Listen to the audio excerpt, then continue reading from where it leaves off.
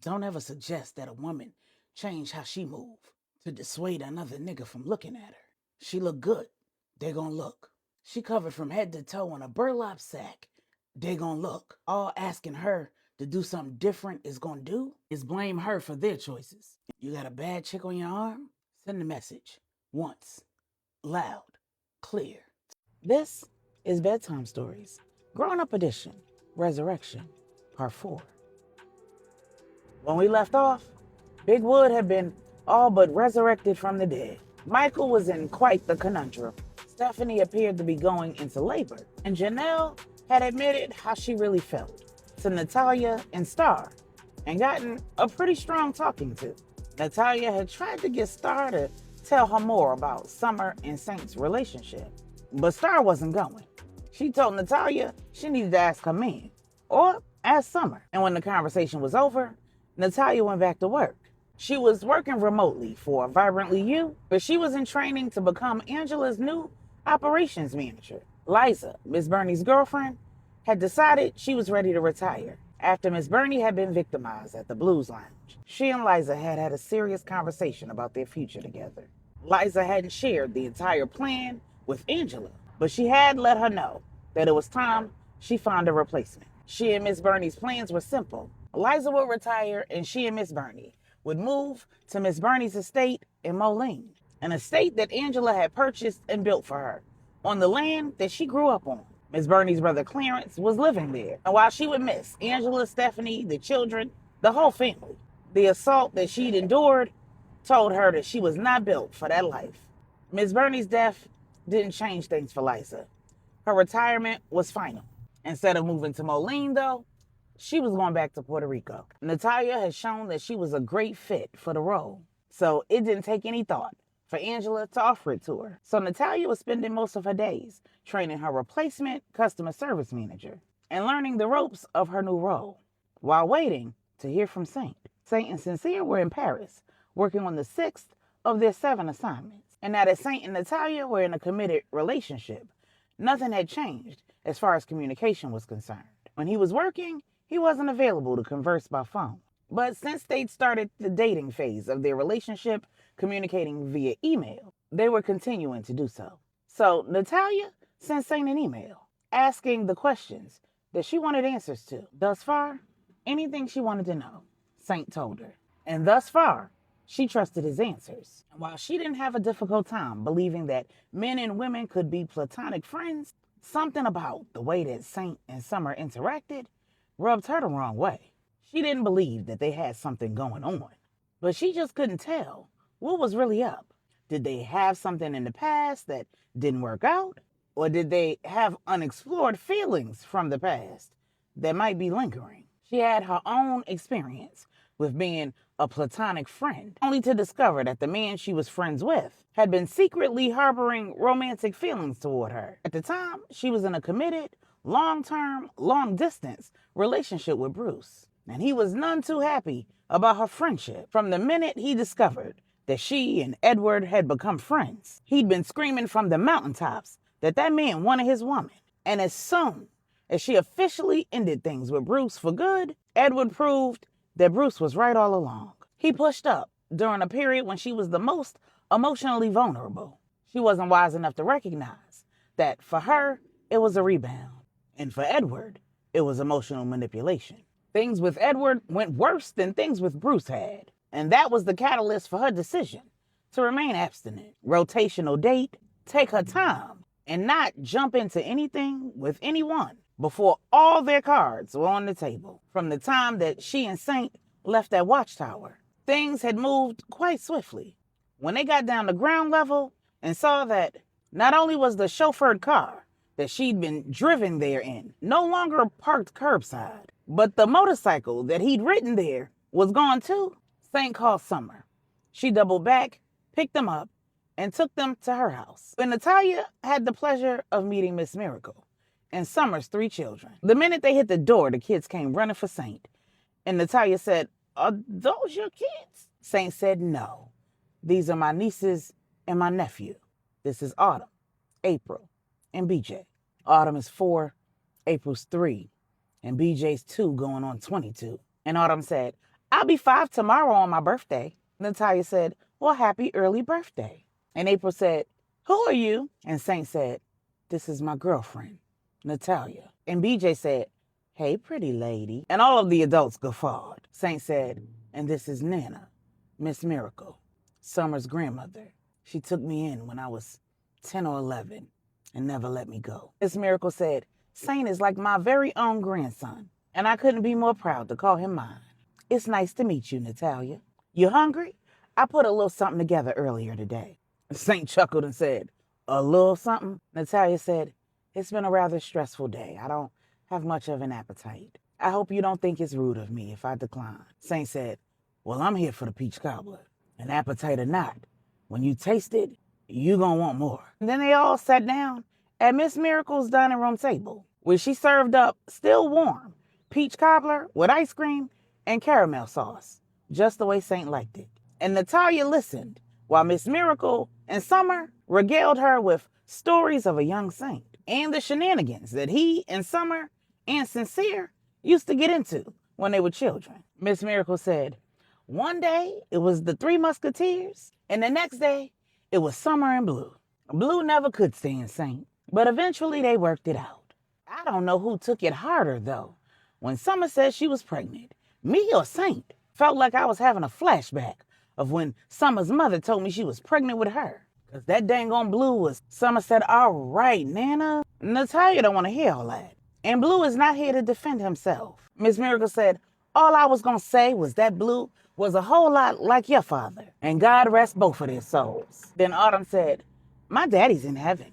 He got into a motorcycle accident. That's why Mommy hates for Uncle Saint to ride that motorcycle. And no matter how many times he asks her, she won't get on it with him. She calls it the death trap. Natalia looked at Saint. He said, none of us make it out of this life alive. We can avoid danger and limit the amount of risks we take. And one day, our number is going to be called. We're going to wish we did some things different. But no matter what, we won't be able to avoid the inevitable.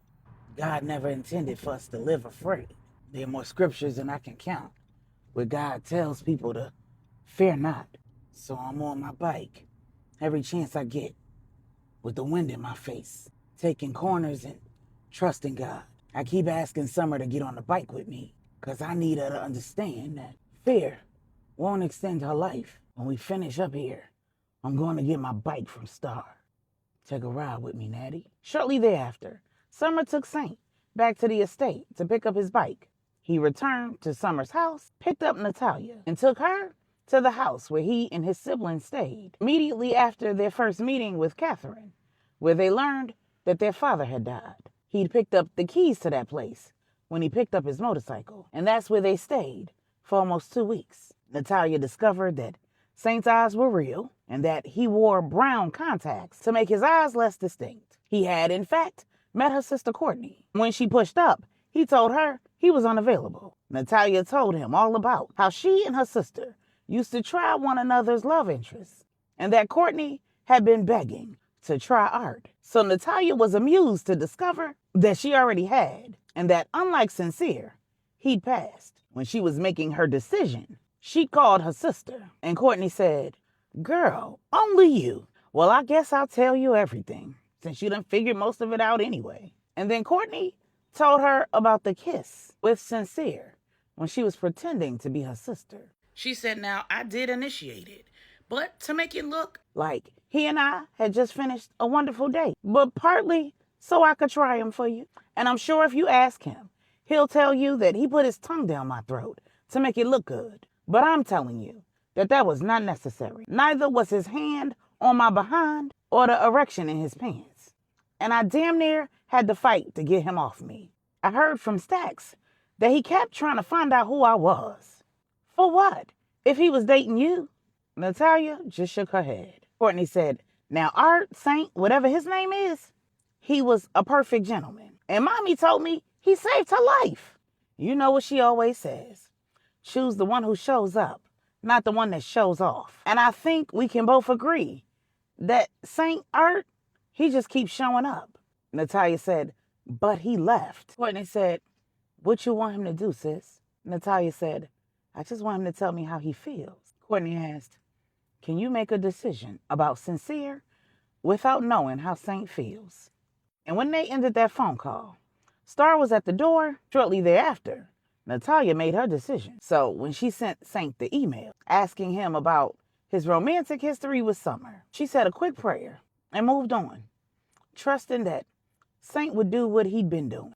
He'd tell her the truth. Meanwhile, in Texas, when Q got back to the family complex in Denton, he went to follow up on that conversation with his son, Michael. And when he found him, his son was fit to be tied. Michael said, "Pops, you're not going to believe this stuff." Q said, "Let me guess. Some of your little homeboys is trying to ruffle your feathers." Michael said, "They ain't my homeboys. My homeboys is crew, and they ain't got no envy in their heart.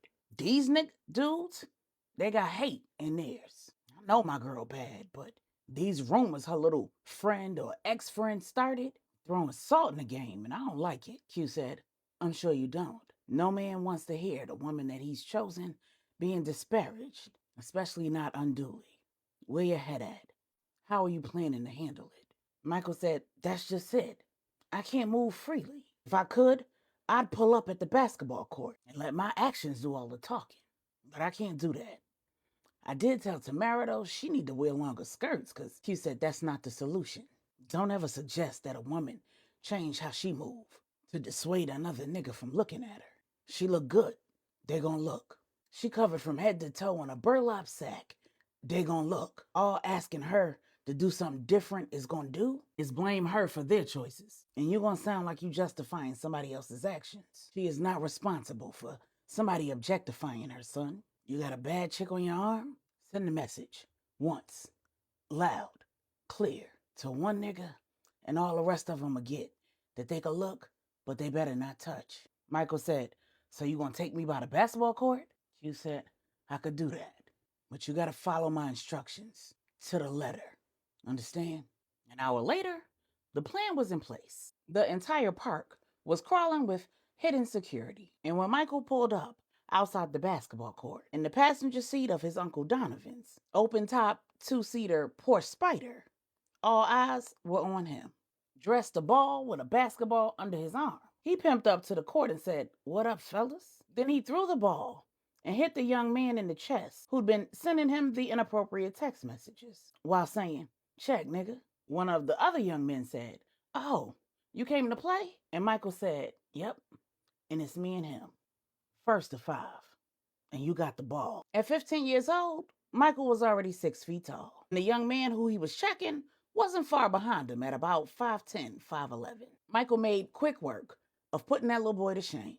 And by the time the score was 4-1, he'd knocked the ball out of his hand, stripped him, broken his ankles, and even left him flat on his face a time or two. When he passed the ball to himself using the backboard and spent around the young fella in a classic AI move. Allen Iverson, not artificial intelligence. He caught the ball, hit the easy layup, looked at the young dude and said, "No, I dusted you on this court. Don't end up eating dust. I ain't got nothing you can have. And if you think you could take it, we'll never know for sure. 'Cause you done playing, right?" When the dude ran at him, Michael slid to the side, stuck his foot out, and watched as the young man went flying. When he landed on the ground, face down, Michael put one foot on his back and said, "A smart man knows when he's been beaten, and a stupid man has to learn the lesson more than once." Then Michael stepped over him, picked up his ball, and walked off the court. The whole while, he was thinking, begging, praying, and wishing that the little nigga would get up off the ground and run behind him, because he had a move for that too. But when he finally picked himself up off the ground, he made a show of going after Michael, and his friends held him back. When Michael turned around and started heading back to him, one of the dudes tried to run up on Michael to hold him back. And he said, "This ain't no show. Don't touch me." And his friend backed off. Then Michael said, "Let him go. He ain't gonna do me nothing." When the other guys let the boy go, he stayed right where he was, fussing, blustering, and talking smack. Michael just stood there and stared at him. Boy threw insult after insult, but he ain't moved from that spot. In mid-rant, Michael said, "Enough. Nigga, you don't want none. If you did, you wouldn't be standing over there talking. Walk away, or your embarrassment is going viral." And that's when the young man realized that one of Michael's friends had been recording the entire interaction. The boy said, "Don't post that." Michael said, You done playing? We good? When the little boy nodded his head, Michael turned to his friend and said, "Send me that video. I'ma keep it, just in case." Then he turned around and walked back to the vehicle, where his father was sitting in the driver's side. When he got in, Q said, "I know you wanted to lay hands on him for real, but it's important that you learn to pick your battles. It's not always gonna be that easy, though. You're gonna face an opponent that you're not gonna be able to embarrass into course correction. And this might not be over either, but always give a man an opportunity to change his mind. You'll learn how to tell when you're dealing with somebody who only gonna learn the hard way. And when you are, it's up." Meanwhile, in Puerto Rico, Stephanie's plan went off without a hitch. CT attended the full 8 a.m. service. He was done with his sermon and the benediction by 10. He picked baby Kari up from Children's Church and then headed to his office to get the covert operative that was pretending to be Stephanie, Daniela. Then he walked them to the chauffeured car while letting his parishioners know that Stephanie wasn't feeling well. He returned to the vestibule to greet those who'd waited for him. And when the chauffeured car pulled up out front, he left the building, got inside, and the vehicle drove away. It joined a caravan of vehicles that had been waiting for CT to exit the convention center. The expectation of anyone who was watching was that CT had gotten into the vehicle with his wife and daughter. What no one could have possibly known was that the vehicle that contained Daniela and baby Kari was still in the underground parking lot. And anyone watching would have noticed that CT's usual caravan had 3 more vehicles in it. When the caravan got to the main road, the caravan split in 2. One set of vehicles immediately backpedaled. They headed back to the convention center. And the other set of vehicles continued on their way to the Lopez estate. The set of vehicles that headed back to the convention center included the vehicle that CT had gotten into. It didn't take long for the set of vehicles heading away from the convention center to pick up a tail. And the drivers took what appeared to be evasive measures. But the caravan was intercepted, as expected. Back at the convention center, reunited with Daniela and baby Kari, CT called the associate pastor. He said, "Listen, it looks like my wife is having this baby today. If not today, then tomorrow. I'm taking her home and staying with her. I hope you're prepared to handle 11 and 1:30 service." When the associate pastor said that he was, CT said, "Oh my God, I gotta go. Keep my family in your prayers." And then he disconnected the call. It wouldn't take long for the word to spread that something had happened in that vehicle, because Nate's digging had uncovered the fact that the associate pastor was also disgruntled. He was none too pleased when the pastorship was passed on to CT instead of him. And he and Rodrigo were in cahoots. So not only would he let the church know that he would be preaching the 2 remaining services that day, but he'd also let his contact in the criminal organization responsible for making that move on CT and his family know that they were, in fact, following the right set of vehicles. He obviously didn't know why one set of vehicles had returned to the convention center. And before he could go and check it out, he'd gotten that call from CT. Since he was in on the plan, he was already prepared to give the 11 and 1:30 sermons. Hopefully, he'd enjoy it, because that would be the last time he preached at that church or ever. He'd be expecting to hear from his contact at some point between the 2 services, but that call would never be made, because as soon as the criminal organization made their move on the vehicle that they believed contained CT and his family, their whole plan and several of their men would be going to hell. Several vehicles full of goons had gotten in behind the set of vehicles that were heading to the Lopez estate. And when one of those vehicles got out in front, the lead vehicle in the Lopez caravan hit it with a pit maneuver that sent the vehicle spiraling out of control and careening off the side of the road. The windows of the Lopez vehicle came down and gunshots rang out. Another vehicle in the Lopez caravan took the lead, and one of the vehicles with the goons pulled up on its left side. Before they could make a move, the windows of the Lopez organization vehicle came down, and once again, gunshots rang out. The vehicle went off the road.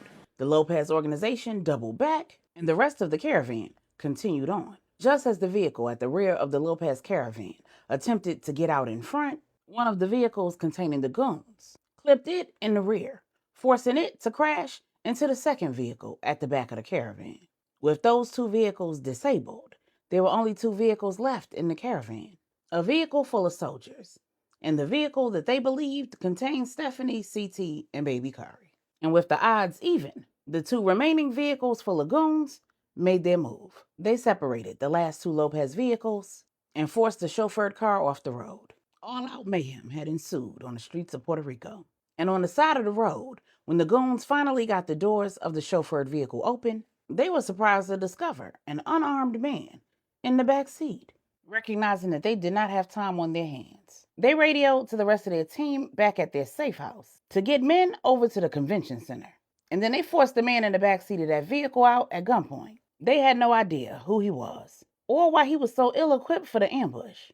But they took him hostage because they figured, if nothing else, they'd have a negotiation tool and they'd be able to figure out what the Lopezes knew and how about their plan.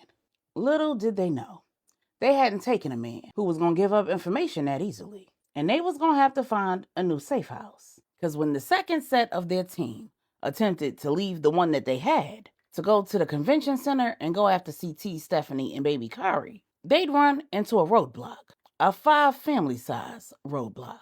And the man that they'd captured had eyes on him and a foolproof plan to draw out the head of the international trafficking organization. Everybody switching up sides, who can you trust? Believe what you want to believe, what's the discuss?